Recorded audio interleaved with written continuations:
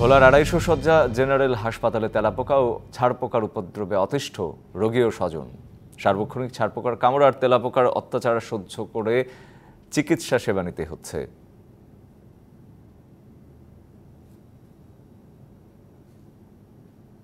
ব্রাহ্মণবাড়িয়ায় নবনির্বাচিত উপজেলা চেয়ারম্যানের ওপর হামলার অভিযোগ উঠেছে। মেয়র ও উপজেলা আওয়ামী লীগের সাধারণ সম্পাদক মোহাম্মদ তাকজিল খলিফা কাজলের সমর্থকদের বিরুদ্ধে। সকালে আখাউড়ায় আইনমন্ত্রীকে শুভেচ্ছা জানাতে গিয়ে এই ঘটনা ঘটে।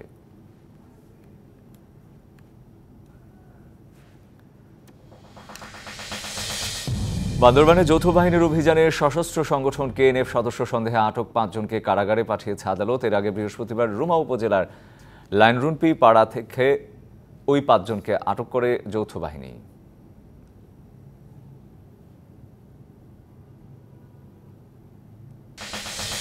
ব্রাহ্মণবাড়িয়া বঙ্গবন্ধু জাতীয় গোল্ড কাপ ফুটবল টুর্নামেন্ট শুরুর আগেই সংঘর্ষে আহত অন্তত ১০। বিকেলে ব্রাহ্মণবাড়িয়ার আশুগঞ্জে তাপবিদ্যুৎ কেন্দ্র উচ্চ বিদ্যালয় মাঠে চর চারতলা ও দুর্গাপুর ইউনিয়ন দলের মধ্যে এ ঘটনা ঘটে। পুলিশ জানায়, খেলোয়াড়দের বয়স নিয়ে সন্দেহ হলে সংঘর্ষ শুরু হয়।